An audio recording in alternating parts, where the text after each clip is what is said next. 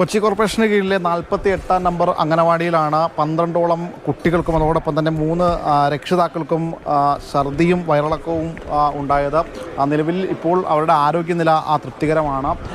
ഈ അംഗനവാടിയിലെ ഹെൽപ്പർക്കും ഇത്തരത്തിൽ ബുദ്ധിമുട്ടുകൾ ഉണ്ടായി എന്നാണ് പറയുന്നത്. ഇവിടുത്തെ നാട്ടുകാർ പ്രധാനമായിട്ടും പറയുന്നത് ഇവിടുത്തെ വാട്ടർ ടാങ്കിൽ നിന്നും ഉള്ള വെള്ളം അത് മോശപ്പെട്ട വെള്ളമാണ്, മലിനജലം എന്നാണ് പറയുന്നത്. ഈ അംഗനവാടിയോട് ചേർന്ന് തന്നെ ഹെൽത്ത് സെൻ്ററുണ്ട്, ഒരു താൽക്കാലിക ഹെൽത്ത് സെൻ്റർ എന്നാണ് പറയുന്നത്. നിലവിൽ ഇവിടെ ഇപ്പോൾ ബന്ധപ്പെട്ട ഹെൽത്തിലെ മറ്റു ഉദ്യോഗസ്ഥരും മറ്റുമൊക്കെ എത്തി.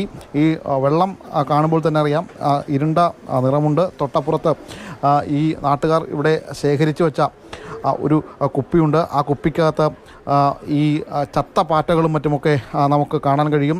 ഈ വെള്ളമാണ് ഇവിടുത്തെ അംഗനവാടിയിലെ ഭക്ഷണത്തിനും മറ്റുമൊക്കെയായിട്ട് ഉപയോഗിക്കുന്നത്.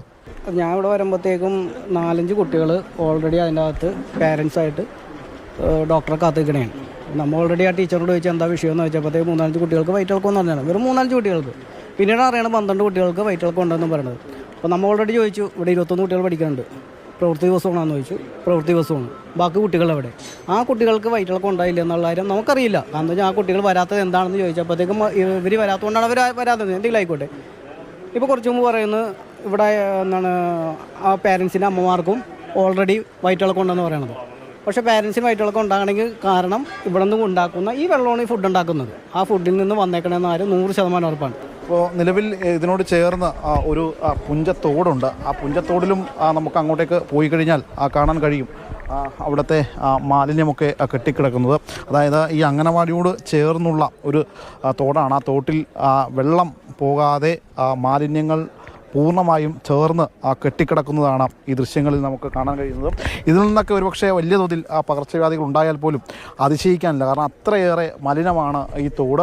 ഈ പ്രദേശവാസികളോട് ചോദിച്ചാൽ തന്നെ നമുക്ക് അറിയാൻ പറ്റും. ചേട്ടാ, ഇവിടെ ഇങ്ങനെ മാലിന്യമായിട്ട് കിടക്കാൻ തുടങ്ങിയിട്ട് നാളുകളായി? ഇത് മിഞ്ഞാന്ന് ക്ലീൻ ചെയ്തെന്ന് പറയുന്നുണ്ട്.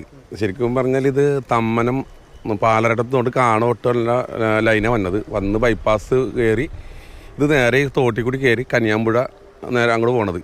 ഇത് പ്രശ്നമുള്ളത് ഈ റെയിൽവേയുടെ ഒരു പാലം, പഴയ പാലമാണ്. അത് താന്ന് നിൽക്കുന്നതുകൊണ്ട് അവിടെ വേസ്റ്റ് കെട്ടിക്കിടക്കുകയാണ്. അങ്ങനെ സ്ഥിരം ഈ ഹോട്ടലിലെയും അല്ലാണ്ട് എല്ലായിടത്തും വേസ്റ്റാണ് ഈ കിടക്കുന്നത്.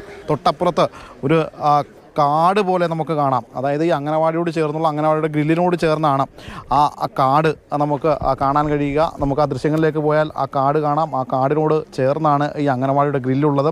ഇഴജന്തുക്കളും മറ്റുമൊക്കെ കയറിയാലും അതിശയിക്കാനൊന്നുമില്ല.